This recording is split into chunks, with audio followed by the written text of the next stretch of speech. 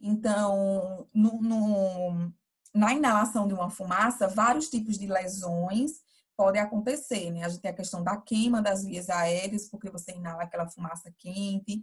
Tem a fuligem, né? Que são aquelas partículas que causam determinada irritação das vias aéreas, por isso que às vezes a gente tosse e tudo mais. E a pior delas, que geralmente é a causa de morte, que é a inalação desses gases, tá? Os componentes da fumaça, eles dependem do material queimado, da temperatura de combustão, ou seja, de quão grave é esse incêndio, e da quantidade de oxigênio presente. Ou seja, quanto menor o ambiente que você está e quanto mais fumaça, mais queima você tem ali, mais grave vai ser essa intoxicação, né? Mais material tóxico vai ter e mais grave vai ser a intoxicação. Então, aqui, ó. Valéria, Oi.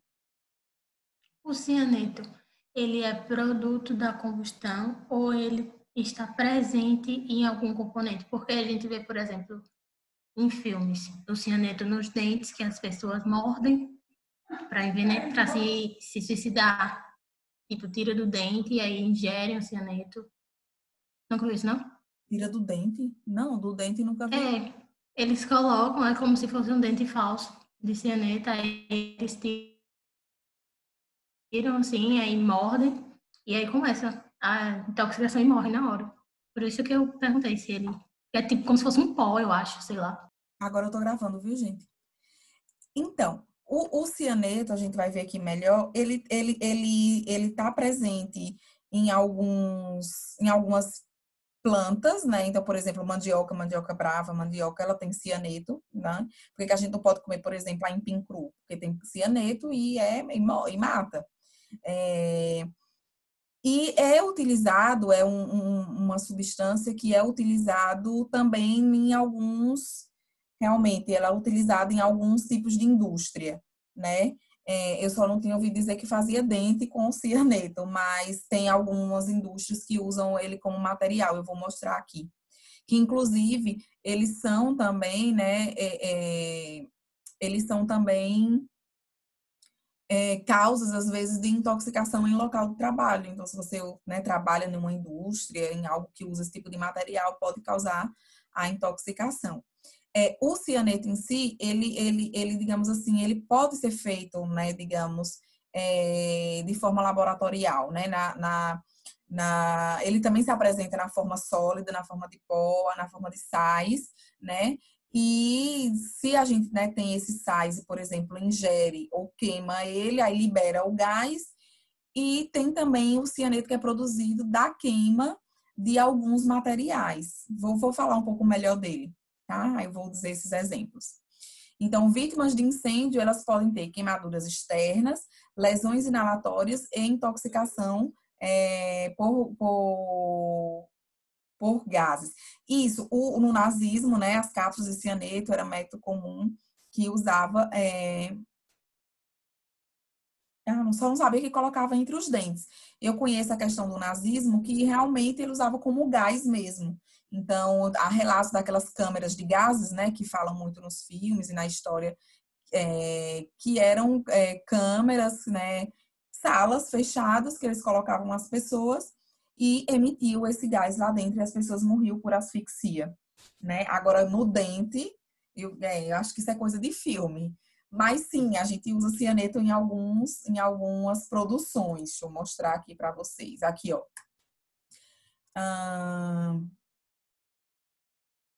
Onde é que diz aqui, ó? Na indústria. Indústria como metalurgia, fotografia, mineração, fumigação e fabricação de plásticos, né? Por isso que geralmente também a queima de materiais plásticos, ela é um pouquinho mais tóxica. Então, é uma substância química formada por um átomo de carbono e um átomo de nitrogênio, né, unidos por uma tripla ligação. Então, a gente tem aqui o ácido cianítrico, também chamados de sais de cianeto, que são utilizados na indústria como em metalurgia, mineração, fotografia e na fabricação de plásticos. Então, assim, é possível você sintetizar o cianeto e usar em alguns materiais, né? Que era o que eles faziam na época, por exemplo, do nazismo.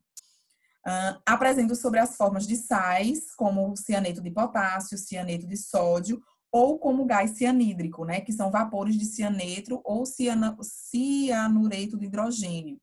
Então, assim, a gente generaliza o nome cianeto, no entanto, ele pode vir, né, com essas composições, todas essas composições químicas. O que é comum liberado pelos incêndios são esses vapores, que são o cianureto de hidrogênio. Esse é o mais comum no caso de intoxicação, que aí realmente é um vapor, né? Mas ele pode existir na forma de sais, como cianeto de potássio, cianeto de sódio, por exemplo. Provavelmente na indústria, nessas situações aí, se usem esses sais, né? Porque gás é mais difícil de você trabalhar. Ele também está presente em algumas plantas e alimentos que a gente chama de cianogênicos, como é o caso da mandioca brava e no caroço de algumas frutas. Eu vi, acho que caroço de maçã, caroço de abacate, só que no caso dos caroços, ele está em menores quantidades, né? Mas, por exemplo, no caso de mandioca brava e até a própria mandioca que a gente come em casa, por que a gente não come crua? Porque ela é rica em sais, em gases de cianeto que podem ser tóxicas, certo? E também existem alguns medicamentos que são precursoras de cianeto, como o nitroprussiato. Em incêndios, ele pode ser liberado como gás cianeto, proveniente da combustão de lã, seda, borracha sintética, poliuretano e polímeros, sendo muito volátil e inflamável, que foi o caso lá da Boate Kiss, por exemplo, né? Então, tinha lá uma espécie de espuma que tinha esses materiais e junto com os outros materiais do ambiente, mais a emissão do monóxido de carbono que a gente vai ver, causaram a intoxicação do pessoal. E aí, pensando nisso, num incêndio de grande escala e dentro de um local fechado, com várias pessoas lá dentro, então, quanto mais pessoas você tem no ambiente, mais rápido é a intoxicação, porque o consumo de oxigênio também é mais rápido, né? Aí vai caindo o oxigênio, mais o consumo desses gases, e aí causa intoxicação, né? Então, como que o cianeto ele causa seus efeitos tóxicos, né? O mecanismo desses efeitos. Ele possui a habilidade em ligar-se aos íons de ferro e são carregados pela corrente sanguínea através das hemácias. Então, lembre que um dos componentes da nossa hemácia, né, que é a célula sanguínea, é ferro. E ele tem muita afinidade por ferro. Então, ele se liga no ferro da hemácia e aí é carregado pela nossa corrente sanguínea para dentro das nossas células. No ambiente intracelular, ele vai se ligar à enzima do citocromoxidase, bloqueando por completo o ciclo respiratório, né? Que é o que a gente chama de hipóxia celular. Então, o que é uma hipóxia celular? É quando a nossa célula ela não consegue respirar. E o que é uma respiração celular? É aquela troca gasosa que a gente faz, né? Normalmente, inala o oxigênio, aí nossas células usam o oxigênio para produzir a energia, libera e libera dióxido, gente, monóxido de carbono? Não, dióxido. E forma a energia, e aí produz energia. Quando você tem o mecanismo de intoxicação, o que é que acontece? Quem chega lá nas nossas hemácias não é o oxigênio que a gente precisa para a célula produzir energia, e sim o cianeto. Então, a gente deixa de formar ATP, né, que é a energia que a nossa célula precisa para trabalhar. Assim sendo, sucede-se acidose láctea profunda. Então, lembre que nossas células, quando elas não têm ATP, né, quando elas não conseguem produzir ATP, elas têm um outro mecanismo, né, que é o que tem como consequência a acidose láctica. Deixa eu ver quem está falando aqui comigo. Depois eu leio os comentários de vocês. Quando for pergunta, aí vocês me falam.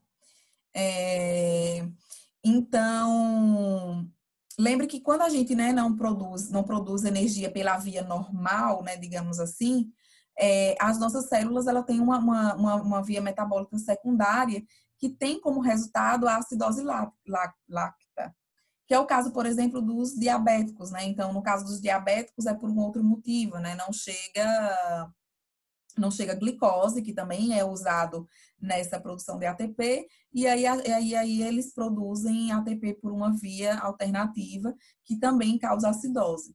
Só que a gente sabe que a acidose, quando ela é muito elevada, quando ela é profunda, como é no caso da intoxicação, ela leva à morte, que é o que acontece aqui. Então, a gente tem uma hipóxia celular, ou seja, não chega oxigênio até as nossas células, porque no lugar do oxigênio, quem se liga nas nossas hemácias é o cianeto, e aí ele é carregado para dentro das nossas células. Lá dentro, sem o oxigênio, a gente deixa de produzir ATP, então não tem respiração celular, né? E aí sucede-se a acidose láctica, que é profunda nesse caso, né? Que aí causa a morte da pessoa. Ou seja, ó, apesar do suprimento adequado de oxigênio, este não pode ser utilizado pela célula e moléculas de ATP deixam de ser formadas. Então, assim, você está respirando, você não está sufocado porque não tem oxigênio. Entra o oxigênio. No entanto, quem se liga nas nossas hemácias não é esse oxigênio, e sim o cianeto. E aí, sem oxigênio nas nossas células, não tem produção de ATP, né? Então, acontece a hipóxia celular. E aí, é por isso que o cianeto ele é chamado de asfixiante químico, o monóxido de carbono também. Porque ele causa uma asfixia, ou seja, que é essa hipóxia celular, mesmo você, digamos, respirando. Então, você está respirando, porém, o oxigênio não chega lá. Quem chega é o cianeto, tá? Ele também é um potente neurotóxico, porque ele exibe alta afinidade por áreas cerebrais com grande atividade metabólica. É tanto que é muito raro a gente ter sobreviventes de intoxicação por cianeto, mas nos casos em que em que não há morte, é possível o aparecimento de problemas neurológicos, né? Porque ele também é bastante neurotóxico. No caso das doses tóxicas, por via inalatória, se você se expor cerca de 300 ppm, né, que é partos por milhão, durante 30 minutos é o suficiente, ou 300 ppm durante 5 minutos já é o suficiente.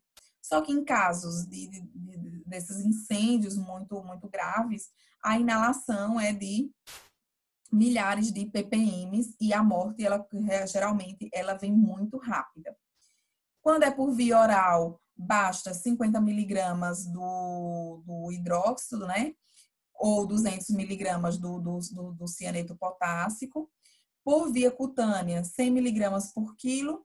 E por via intravenosa, né? Obviamente, doses bem baixas já é o suficiente. Então, cerca de 5 a 10 microgramas por quilo em 1 minuto já é suficiente para causar o óbito, né? Causar intoxicação. Então, após a inalação, o cianeto é distribuído no organismo em questão de segundos e a morte pode ocorrer dentro de minutos. Então, esse é o grande problema desse tipo de situação, como foi o caso, por exemplo, da boate e do Flamengo. Porque como ele cai na corrente sanguínea, né? Então, ele se distribui muito rapidamente. Em questão de segundos, ele ocupa praticamente todas as nossas células e aí a hipóxia, digamos, é praticamente generalizada. Então, isso acontece muito rapidamente. Se o socorro, né, não for muito, muito rápido, a pessoa morre em questões de segundos. No caso, por exemplo, do Flamengo, não sei se vocês lembram, foi ano passado isso. Foi até citado que um dos meninos, né, lá onde o incêndio iniciou, ele não chegou nem a acordar, né?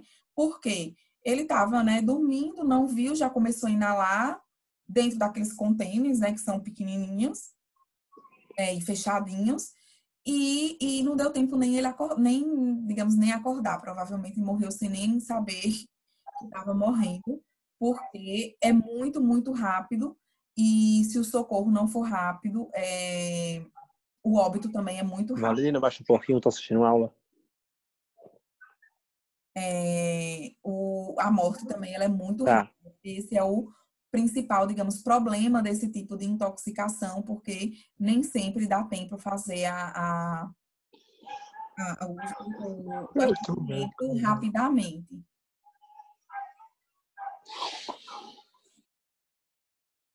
ver quem estava falando aqui. Já calei.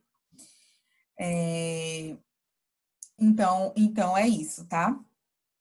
E outras são gases que são inodoros, incolores, então você não sente cheiro, você não sente, né, não vê, e nem sempre a pessoa sabe que está sendo intoxicada, né? Manifestações clínicas. Em caso de intoxicação leve e moderada, se apresenta com náuseas, vômitos, cefaleia, fraqueza, confusão, tonturas e falta de ar. E nas intoxicações graves, né, que são, infelizmente, as mais comuns, perda transitória da consciência e apneia, acidose metabólica, convulsões, arritmias, coma, bradicardia e hipotensão, culminando em parada ventilatória e colapso cardiovascular, né? Então, nossas células deixam de respirar, a gente deixa de respirar e aí vem a parada cardiovascular. O diagnóstico, ele é feito baseado na história de exposição e na presença dos sinais e sintomas rapidamente progressivos. Então, é um paciente proveniente de por exemplo, de um incêndio, já se suspeita de intoxicação tanto por cianeto como por monóxido de carbono, né? Então, a história da exposição é que geralmente é mais levada em conta. Para o exame laboratorial de cianeto, pelo menos aqui no Brasil não está disponível um exame específico que você leia diretamente, né, que você analise diretamente o cianeto. Essa análise também ela é um pouco complexa, porque assim, como se trata de um gás, a meia-vida dele também é muito rápida, né? Então, os níveis plasmáticos também caem muito rapidamente, a pessoa libera também muito rapidamente. Digamos, o tempo suficiente só mesmo para matar a pessoa.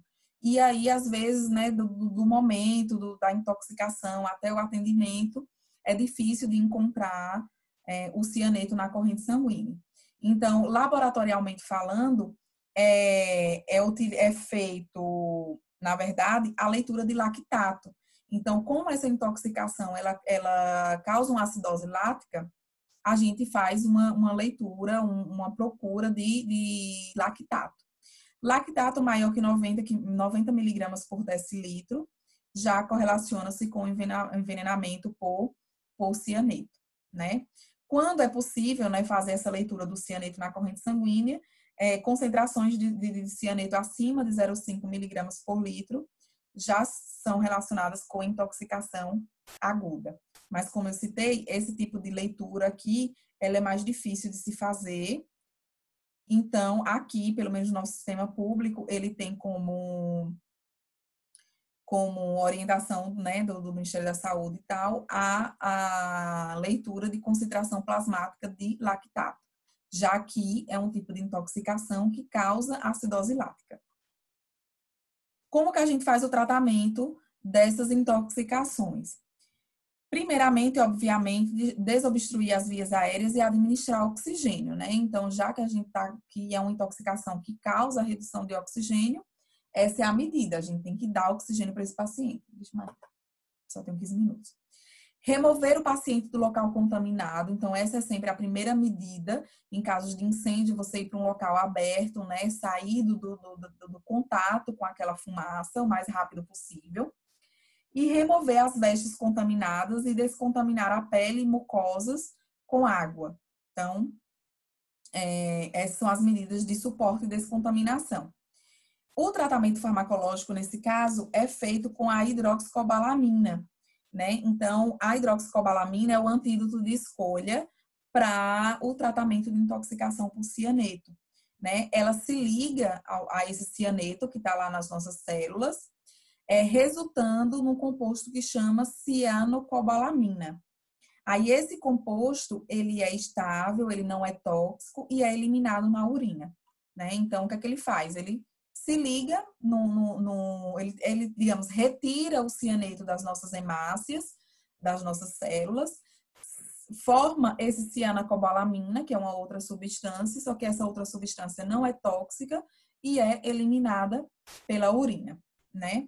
Além disso... Oi? Essa cianocobalamina é a mesma do citoneurin, é? Eu porque acho... também tem. Mas lá ela está em concentrações bem baixas. Entendi. Porque a citoneurin ela é uma composição, né? Isso. E nesse caso aqui é só ela sozinha, e aí, como é um tratamento como antídoto, numa dose um pouco maior. E corrigir a acidose, né, com bicarbonato de sódio em V. Então, se você tem um quadro de acidose, que é o que geralmente causa o óbito, administra uma base para poder neutralizar o pH sanguíneo. São essas as medidas feitas para esse tipo de tratamento. E o outro gás tóxico é rapidinho, tá, gente? E o outro gás tóxico que nós temos aí, que é mais comum e que é liberado em outras situações que não sejam somente incêndio, é o monóxido de carbono, né? Então, o monóxido de carbono, ele também é um gás inodoro, insípido e incolor e é produzido pela combustão incompleta de qualquer substância que contenha carbono. A fonte mais comum de monóxido de carbono de carbono inalado é a combustão incompleta de combustíveis fósseis, né? Então, o que são esses combustíveis fósseis? Combustíveis, por exemplo, derivados do petróleo, né? Carvão. Então, geralmente, esse tipo de queima, esse tipo de combustão desses materiais, a gente libera monóxido de carbono. Como geralmente os incêndios, né? Até os propositais, né? São causados por esses tipos de solventes, né, sei lá, gasolina, essas coisas, praticamente tudo que a gente queima, todos os tipos de incêndio vai liberar monóxido de carbono. O que é o que ocorre em incêndios domésticos, né? Então, no caso de incêndios domésticos, mais comum em maior quantidade é o monóxido de carbono. Também no caso de uso de fornos domésticos, fogões, aquecedores residenciais, né, em países que são muito frios, tipo Europa e tal, é muito comum eles usarem aquecedores e é muito comum os casos de intoxicação por monóxido de carbono. E o escapamento de veículos, que aí eu coloquei essas até aqui para chamar a atenção de vocês, essas reportagens também, coloquei só o ano aqui, de casos que, por incrível que pareça, é bem comum, de pessoas que morrem asfixiadas por monóxido de carbono dentro do próprio carro, por dois motivos. Às vezes, algum tipo de escapamento. Então, quando a gasolina, né, vai sendo queimada lá quando você está usando o carro, aquela fumacinha que sai pelo carro, ela contém monóxido de carbono, né? A gente sabe. Só que, se você tem, por exemplo, alguma liberação excessiva desse monóxido de carbono, né? Então, se você tem um vazamento, essa palavra que eu estava procurando, algum tipo de vazamento, esse monóxido de carbono, ele pode entrar no seu carro. E aí, como a gente, né, geralmente usa o vidro fechado e tudo mais, isso pode levar ao óbito. Eu lembrei agora, na verdade, se não tinha colocado aí, que teve um caso, não me lembro o ano, de uma criancinha que os pais vinham de viagem com duas crianças, só que uma era bebezinha ainda. E tinha um escapamento no carro. E só que eles não perceberam, principalmente porque é um gás que não tem cor, não tem cheiro, principalmente. Então, você, às vezes, não sabe que ele está sendo liberado.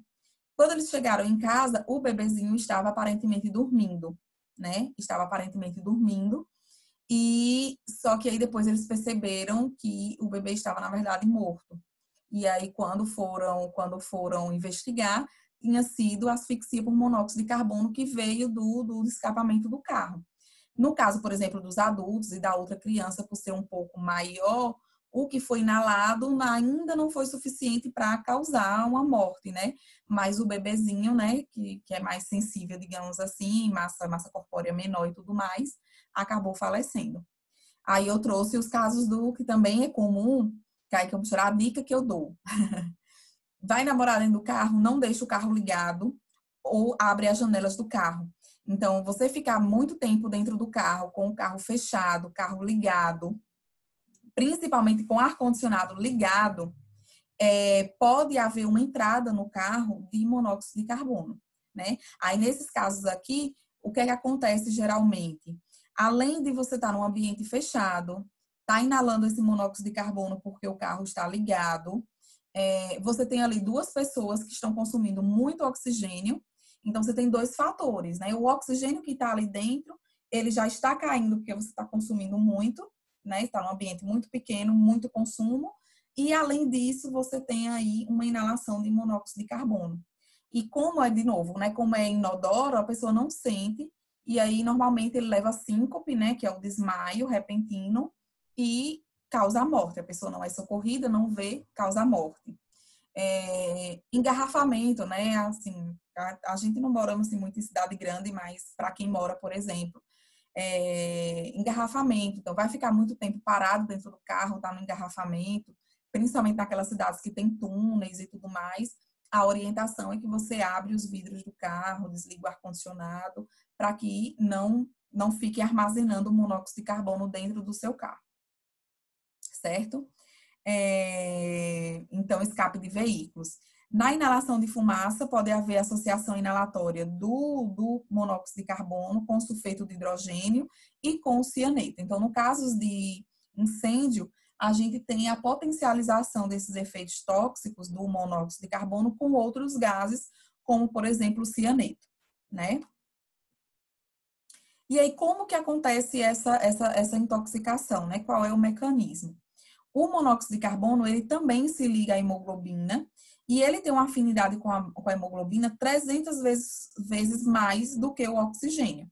Ou seja, uma molécula de oxigênio competir com a molécula de monóxido de carbono não existe nem como, né? Então, ele tem muito mais afinidade pela nossa hemoglobina do que o oxigênio. E aí ele forma um complexo denominado carboxiemoglobina. Dessa forma, há diminuição da distribuição de oxigênio para as células, levando à hipóxia celular. É um mecanismo semelhante com o do cianeto. A diferença é que o cianeto ele tem afinidade com o ferro que está lá na nossa hemácia, e o monóxido de carbono ele desloca o oxigênio, né? Então ele ocupa o lugar do oxigênio e forma a carboxiemoglobina, que causa diminuição de oxigênio na célula, de novo, sem ATP, hipóxia celular. Ele também causa a morte, aí eu coloquei aqui os exemplos, ó, as imagenzinhas, né? A gente tem o eritrócito, que é a célula sanguínea, nós temos aqui a hemoglobina, que normalmente deveria se ligar ao oxigênio, só que o monóxido de carbono se liga a ele. Aí, essa ligação de hemoglobina com monóxido de carbono gera a carboxiemoglobina, que é esse composto estável que fica distribuído pelas nossas células, causando a hipóxia celular. Então, de novo aqui, ó, hemoglobina transporta oxigênio e dióxido de carbono, que era isso que eu estava procurando naquela hora. Aqui numa condição normal. Quando você tem um monóxido de carbono, ela se liga a essa hemoglobina, e tanto o oxigênio como o dióxido de carbono, eles não podem mais ser transportados. Então, nem tem entrada de gás, nem tem saída de gás, né? Que deveria acontecer. Então, a respiração celular, de novo, fica comprometida. E aí, hipóxia, né? Ele também causa a morte de células neurais e também no músculo cardíaco, onde ele vai se ligar à mioglobina, né? Que são as nossas células musculares, com afinidade 60 vezes superior ao oxigênio, causando arritmias e piora do quadro isquêmico. Então, além da gente ter uma hipóxia celular, nós temos também um comprometimento cardíaco, porque a mioglobina, que está lá no nosso músculo cardíaco, fazendo ele contrair e relaxar, ela também é ligada por esse monóxido de carbono. E aí vai causar arritmias e piora do quadro isquêmico, né? Então, pode causar aí o colapso cardiovascular. A dose tóxica, ela depende tanto da concentração de CO inalado, quanto da duração da exposição. Então, por exemplo, a gente tem monóxido de carbono circulando no nosso ar o tempo todo, principalmente por conta da poluição, né? No entanto, numa condição normal, ele está em concentrações baixíssimas, né? Baixíssimas, que não chegam a causar essas intoxicações. Só que, se você se expõe a uma concentração mais elevada, numa duração um pouquinho maior, aí vem a intoxicação. Então, cerca de 1% de monóxido de carbono já pode causar lesões graves, porque ele é rapidamente absorvido pelo epitélio pulmonar e se distribui muito rapidamente pela corrente sanguínea. Olha na hora, mas estou no tempo ainda, já estou acabando.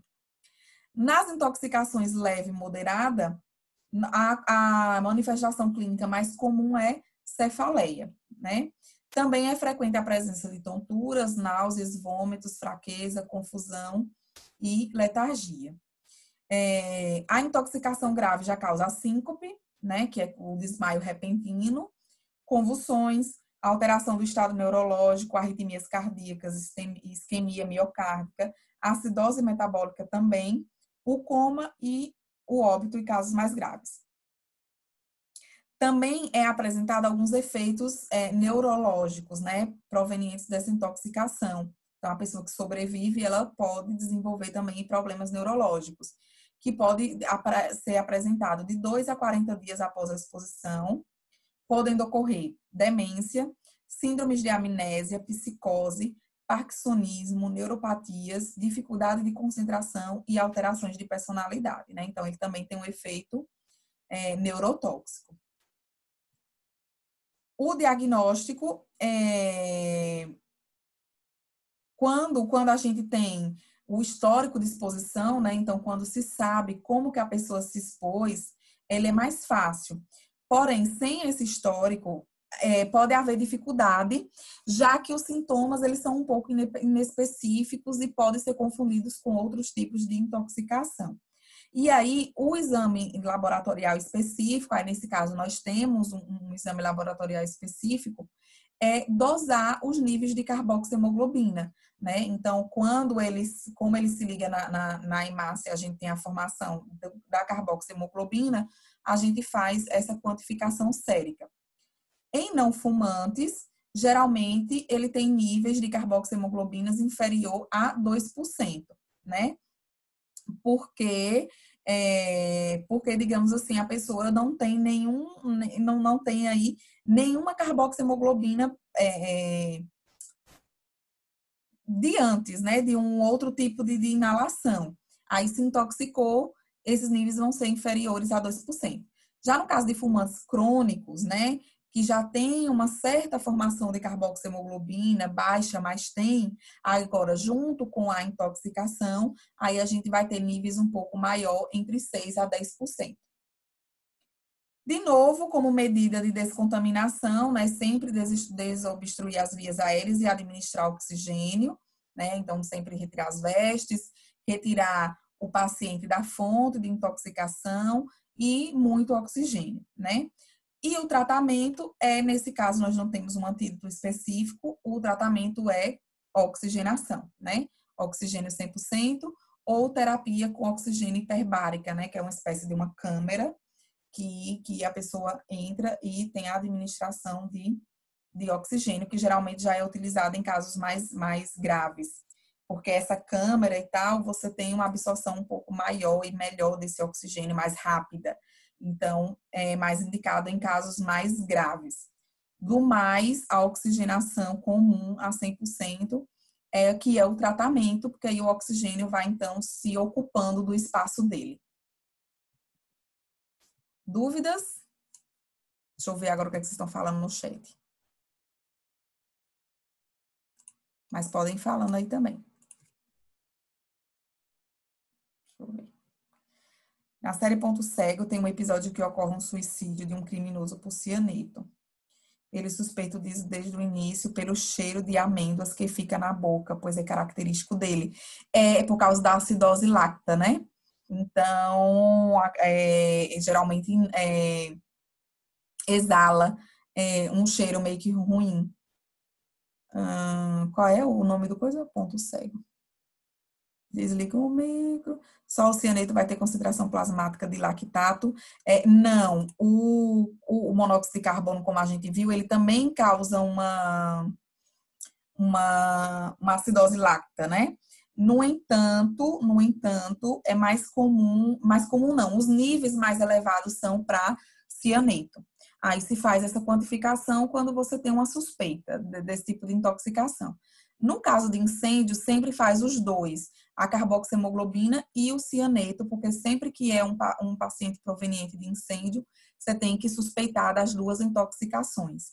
Aí faz as duas quantificações. Mas só monóxido você já pode ter uma elevação um pouco, né, maior de lactato, mas ele é mais assim, indicado por estar mais ainda no caso do cianeto.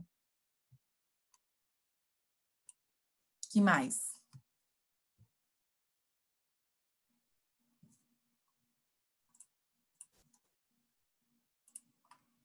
Mais dúvidas, gente?